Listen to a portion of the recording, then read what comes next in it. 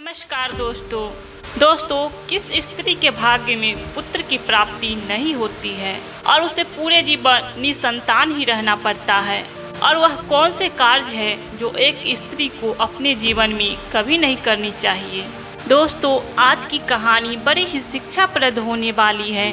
दोस्तों, आप लोगों से निवेदन है कि आप कहानी को पूरा सुनेंगे और वीडियो को लाइक और चैनल को सब्सक्राइब कर लेंगे। दोस्तों, एक समय की बात है जब माता लक्ष्मी भगवान विष्णु से मिलने के लिए जाती है और भगवान विष्णु से कहती है, प्रभु, आज मैं आपसे 3 प्रश्नों का उत्तर पूछने आई हूँ। तो भगवान विष्णु कहते हैं, हे देवी, तुम निश्चिंत होकर अपने तीनों प्रश्नों को मुझसे पूछ सकती हो। तुम्हारे प्रश्नों का उत्तर मैं अवश्य दूंगा। तो प्रश्नों को बताते हुए माता लक्ष्मी कहती हैं, प्रभु, मेरा पहला प्रश्न यह है कि वह कौन सी स्त्री है जिसके भाग्य में पुत्र की प्राप्ति नहीं होती है और वह पूरा जीवन निसंतान ही रहती है। और मेरा दूसरा प्रश्न है, वह कौन सी स्त्री है जो समय से पहले विधवा हो जाती है और बिना पति के दुखी जीवन व्यतीत करती है। और मेरा तीसरा प्रश्न है, वह कौन सी स्त्री है जो पति के होते हुए भी एक दुखी जीवन जीती है और उसे कभी अपने जीवन में सुख की प्राप्ति नहीं होती है। तो भगवान विष्णु माता लक्ष्मी के तीनों प्रश्नों को सुनकर बोले, हे देवी, मैं तुम्हें एक कथा सुनाता हूँ जिसे सुनकर तुम्हारे प्रश्नों का उत्तर मिल जाएगा, किंतु बहुत ध्यान से सुनना। तो माता लक्ष्मी कहती हैं, अब कथा सुनाइए प्रभु, मैं कथा को पूरा मन लगाकर सुनूंगी। कथा को सुनाते हुए भगवान विष्णु कहते हैं, एक समय की बात है, एक गांव में एक सेठ रहता था और उस सेठ के 2 बेटे थे और दोनों की शादी हो चुकी थी तथा सेठ और सेठ की पत्नी दोनों ही बहुत दुष्ट स्वभाव के थे और सेठ का बड़ा बेटा और उसकी पत्नी भी दुष्ट स्वभाव की थी। लेकिन सेठ का छोटा बेटा बहुत ही अच्छे स्वभाव का था और उसकी पत्नी भी बहुत ही अच्छे स्वभाव की थी और वह अकेले ही घर का सारा काम करती थी और घर में सभी के कपड़े भी धोती थी। इतना सब कुछ करने के बाद भी सेठ की पत्नी और बड़े बेटे की पत्नी हमेशा उसका अपमान करती थी। कथा को आगे बताते हुए भगवान विष्णु कहते हैं, सेठ की बड़ी बहू का एक बेटा था और छोटी बहू को एक पुत्री थी। सेठ की पत्नी हमेशा उस पुत्री को लेकर अपनी छोटी बहू को ताना मारती थी। फिर भगवान विष्णु कथा को आगे बताते हुए बोले, हे देवी, मैं उस सेठ की छोटी बहू की कहानी अच्छे से समझाता हूँ, क्योंकि उसकी छोटी बहू की कहानी से तुम्हें पहले प्रश्न का उत्तर मिल जाएगा कि वह कौन सी स्त्री है जिसके भाग्य में कभी पुत्र की प्राप्ति नहीं होती है। तो इस कथा को सुनो।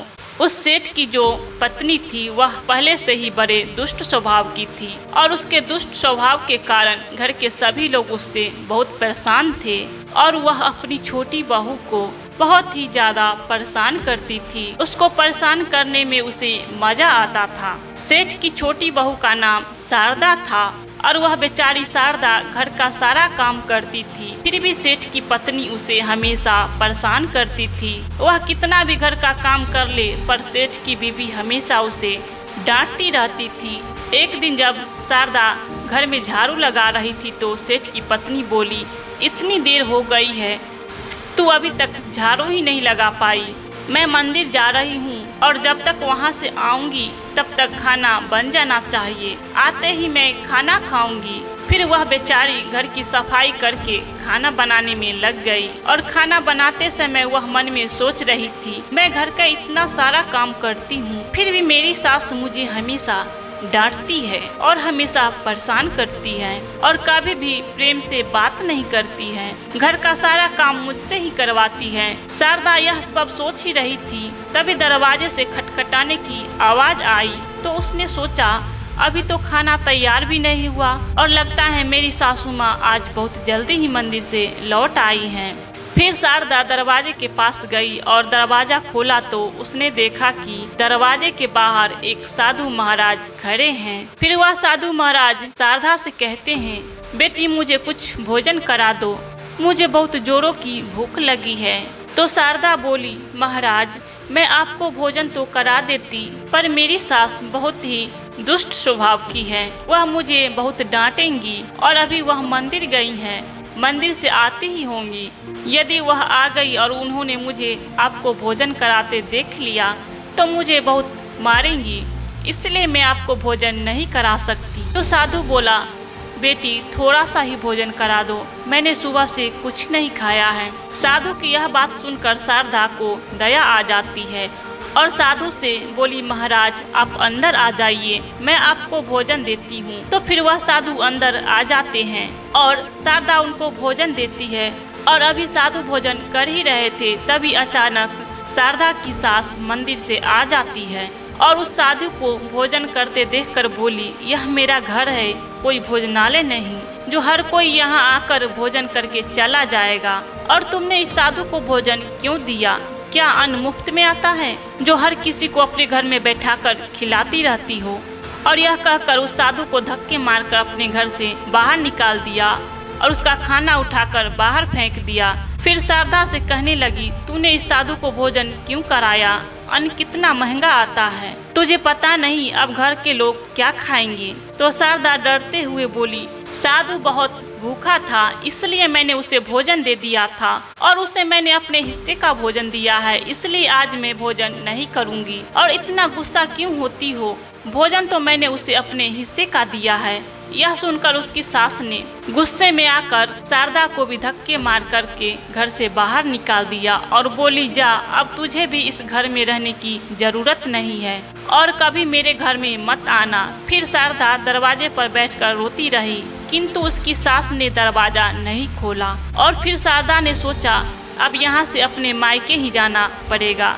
फिर वह अपने मायके जाने लगती है तो बीच रास्ते में एक घना जंगल पड़ता है। शारदा भूखी प्यासी अपने मायके जा रही थी, तभी बारिश होने लगती है। फिर शारदा वही जंगल में एक पेड़ के नीचे बैठ जाती है, लेकिन फिर भी बारिश की बूंदें उसके ऊपर गिरते रहती है और वह भीगने लगती है। तो उसे एक और पेड़ दिखा जो काफी बड़ा था, तो वह बारिश से बचने के लिए वह उस बड़े पेड़ के नीचे जाकर बैठ गई और रोने लगी। तभी उसे एक संत मिले और संत ने कहा, बेटी तुम क्यों रो रही हो? तो शारदा ने संत को सारी बात बताई। तो संत ने कहा, वह लोग तुम्हें इसलिए परेशान करते हैं क्योंकि तुम्हें अभी तक पुत्र की प्राप्ति नहीं हुई है, लेकिन तुम चिंता मत करो, मैं तुम्हें एक पर्ची देता हूँ जिसमें पुत्र प्राप्ति का उपाय लिखा है। फिर संत ने उसे एक पर्ची दी और कहा, इसमें लिखे हुए उपाय को यदि तुम पूरी निष्ठा से करोगी तो तुम्हें पुत्र की प्राप्ति अवश्य होगी। और फिर इतना कहकर वह संत वहाँ से चले गए। फिर शारदा अपने मन में सोचने लगी, यदि मुझे भी पुत्र प्राप्त हो जाएगा तो मुझे भी ससुराल में बहुत सम्मान मिलेगा और फिर मेरी सास भी मेरी इज्जत करेंगी। यह सोच ही रही थी, तभी बारिश बंद हो गई और फिर उसने पर्ची को खोला और पढ़ा तो उसमें लिखा था, पुत्र प्राप्ति के लिए स्त्री को हमेशा अपने पति के बाईं ओर सोना चाहिए।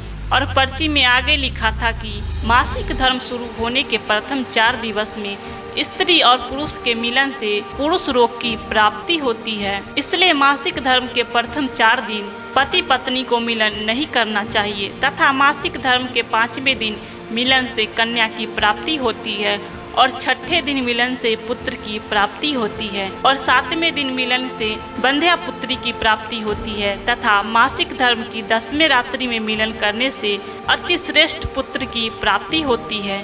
और फिर उस पर्ची में लिखी सारी बातें पढ़कर शारदा अपने मन में सोचने लगी, मैं इसी जंगल में रहूंगी। फिर वह जंगल में ही कुटिया बनाकर रहने लगी और फिर उसका पति उसे ढूंढते हुए उसी जंगल में शारदा के पास पहुंच गया और उससे कहा, तुम घर चलो। तो शारदा ने उसे पर्ची वाली सारी बात बताई और कहा, अब मैं यहीं रहूंगी जब तक मुझे पुत्र की प्राप्ति नहीं हो जाती। यह सुनकर उसका पति भी उसके साथ जंगल में रहने लगता है। और फिर शारदा ने अपने मासिक धर्म के दौरान मासिक धर्म की 10वीं रात्रि में अपने पति के साथ मिलन किया और वह गर्भवती हो गई। फिर सुबह स्नान करके शारदा पूजा पाठ करने के लिए बैठी हुई थी, तभी उसका पति लकड़ी काटने के लिए चला गया और फिर भयंकर तूफान आया जिससे उसकी झोपड़ी उड़ गई और भारी बारिश होने लगी। और फिर बारिश से बचने के लिए उसी पेड़ के नीचे जाकर बैठ गई।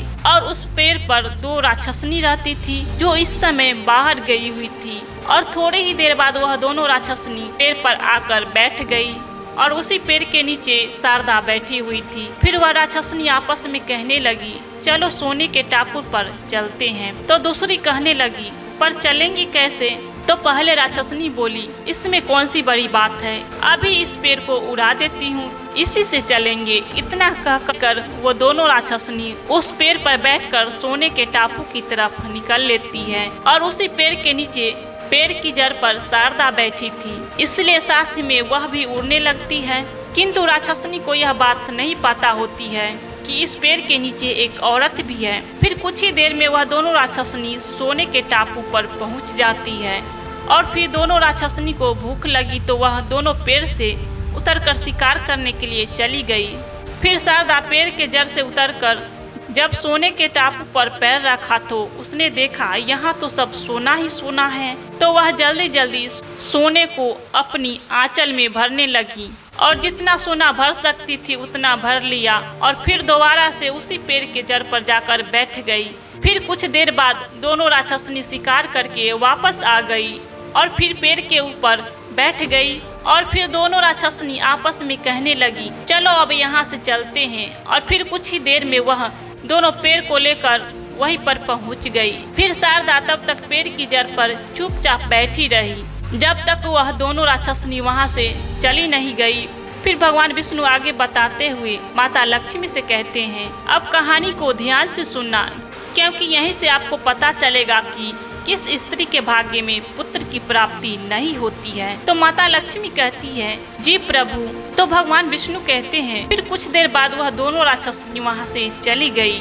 और फिर शारदा उस सोने को लेकर पेड़ की जब नीचे आ गई और सोचने लगी, यह सारा सोना लेकर मैं अपने घर जाऊंगी और मेरी सास इतना सोना देखकर खुश हो जाएंगी और मुझे परेशान करना बंद कर देंगी और मुझसे घर का काम भी नहीं करवाएंगे। शारदा यह सोच ही रही थी, तभी उसका पति भी जंगल से लकड़ी काट कर आ गया और शारदा से कहने लगा, इतना सारा सोना तुम कहाँ से लाई हो? तो शारदा ने उस राक्षसी वाली सारी बात बताई और कहा, चलो अब हम लोग घर चलते हैं। तो उसका पति बोला, ठीक है। फिर दोनों घर जाते हैं और घर जाते ही शारदा ने अपनी सास को सारा सोना दे दिया। फिर इतना सारा सोना पाकर सास बहुत खुश हो जाती है और कहने लगती है, इतना सारा सोना तुम कहाँ से लाई हो? तो शारदा ने उस राक्षसी वाली सारी बात बताई। फिर उसकी सास ने सारा सोना ले लिया। उसके बाद शारदा से कहने लगी, इतने सोने से क्या होगा? जब वहाँ पर बहुत सारा सोना था तो तुझे और ज्यादा सोना लेकर आना था, इतना सोना लेकर क्यों आई हो? तो शारदा बोली, माँ जी, इतना सारा सोना तो है और लाती तो क्या होता? तो उसकी सास बोली, तुझे और ज्यादा सोना लाना था जिससे हमारी साथ पूछते बैठकर खाती, फिर भी सोना खत्म नहीं होता। अब तू देख, इस बार मैं जाऊंगी और बहुत सारा सोना लेकर आऊंगी। तो शारदा ने कहा, नहीं माँ जी, आप वहाँ मत जाओ, वहाँ जान का भी खतरा है। तो सास बोली, नहीं, मैं तो जाऊंगी और बहुत सारा सोना लेकर आऊंगी। और इस प्रकार उसकी सास ने उसकी बात नहीं मानी और उसी जंगल में पहुंच गई और उसी पेड़ के नीचे जाकर बैठ गई जहां पर कुछ दिनों पहले शारदा बैठी थी, जहां से उड़ाकर सोने के टापू पर ले गई थी। फिर कुछ देर शारदा की सास पेड़ की जड़ पर बैठी रही और थोड़ी ही देर में वहां दोनों राक्षसी आ गई और उसी पेड़ पर बैठ गई। फिर एक राक्षसी कहने लगी, आज सोने के टापू पर नहीं बल्कि आज नदी के किनारे चलते हैं, वहाँ पर मछलियाँ खाएंगे। और इतना कहकर पेड़ को लेकर नदी की तरफ चल देती है। तभी उसकी सास एकदम से बोल पड़ी, तुम दोनों पेड़ को सोना के टापू पर लेकर क्यों नहीं जा रही हो? तभी दोनों की नजर उसकी सास पर पड़ी और इसकी सास सोचने लगी, यह मैंने क्या बोल दिया? अब तो यह राक्षसी जान जाएगी कि इस पेड़ पर कोई और भी है। फिर वह दोनों देखा कि इस पेड़ पर तो एक स्त्री बैठी है। तो दोनों ने पेड़ को बहुत जोर से हिलाया, जिसके कारण उसकी सास पेड़ से नीचे गिर गई और उसकी मौत हो गई। और उसके बाद उसके घर वालों को उसकी मौत का पता चला तो सभी लोग वहां पर पहुंच गए और शारदा कहने लगी, मैंने सासू माँ को समझाया था कि वहां मत जाओ, फिर भी वहां सोने की लालच में चली गई। अब इनके लालच का फल इन्हें मिल गया। दोस्तों कहानी को आगे बताते हुए भगवान विष्णु कहते हैं, इस पर उसकी सास की मौत हो गई, इसलिए हमें लालच नहीं करनी चाहिए। और फिर कुछ समय के बाद शारदा को एक पुत्र प्राप्त हुआ और पुत्र प्राप्ति के बाद शारदा बहुत खुश थी और उसने अपने घर में एक दावत रखी जिसमें उसने बहुत से पंडितों और संत महात्माओं को अपने घर पर भोजन कराया। फिर भोजन करके सभी संत महात्माओं ने उसको बहुत सारा आशीर्वाद दिया और उधर से सेठ के बड़े बेटे की बहू जो हमेशा शारदा को पुत्र को लेकर ताने मारती थी, उसका मुंह हमेशा के लिए बंद हो गया। फिर भगवान विष्णु माता लक्ष्मी से कहते हैं, मेरी कथा समाप्त हुई, अब मैं तुम्हें प्रश्नों का उत्तर देता हूँ। तुम्हारा पहला प्रश्न था, कौन सी स्त्री के भाग्य में पुत्र की प्राप्ति नहीं होती है और वह पूरा जीवन निसंतान रहती है। तो जो स्त्रियां संत द्वारा दिए गए पर्ची में लिखी बातों के विपरीत कार्य करती है, उनके भाग्य में पुत्र की प्राप्ति नहीं होती है। और जो स्त्रियां अपने पति का आदर नहीं करती है और हमेशा उनसे लड़ती झगड़ती है और अपने पति से हमेशा नाराज रहती है, उनके भी भाग्य में पुत्र की प्राप्ति नहीं होती है। इसलिए प्रत्येक स्त्री को अपने पति का आदर सम्मान करना चाहिए। और तुम्हारा दूसरा प्रश्न था कि वह कौन सी स्त्री है जो समय से पहले विधवा हो जाती है और बिना पति के दुखी जीवन जीती है। तो समझ लो, जो स्त्रियां पति के होते हुए भी मांग में सिंदूर नहीं लगाती और न ही मंगलसूत्र पहनती है और जहाँ भी जाती है बिना सिंदूर और बिना मंगलसूत्र के जाती है तथा पति के कहने पर भी उसकी बात नहीं मानती है और पराये मर्दों के साथ संबंध बनाती है, तो ऐसी स्त्रियां समय से पहले ही विधवा हो जाती है।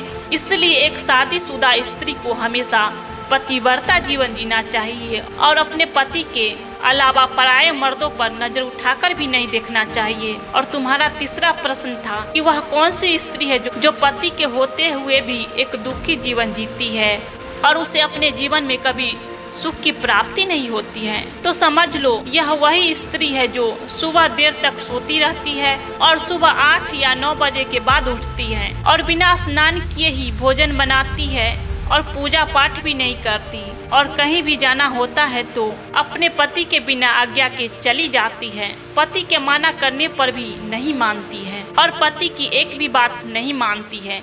तो ऐसी स्त्रियों के जीवन में कभी सुख की प्राप्ति नहीं होती है और हमेशा दुखी जीवन जीती है। इसलिए एक पतिव्रता स्त्री को हेम चरित्रवान रहना चाहिए। प्रातः काल में उठकर स्नान आदि करके पूजा पाठ करके फिर भोजन तैयार करना चाहिए, जिससे कि घर में सुख शांति आती है। और माता लक्ष्मी की पूजा भी करनी चाहिए, जिससे कि माता लक्ष्मी प्रसन्न होती है। दोस्तों, आपको यह कथा कैसी लगी कमेंट करके जरूर बताना और कमेंट बॉक्स में हर हर महादेव जरूर लिखना।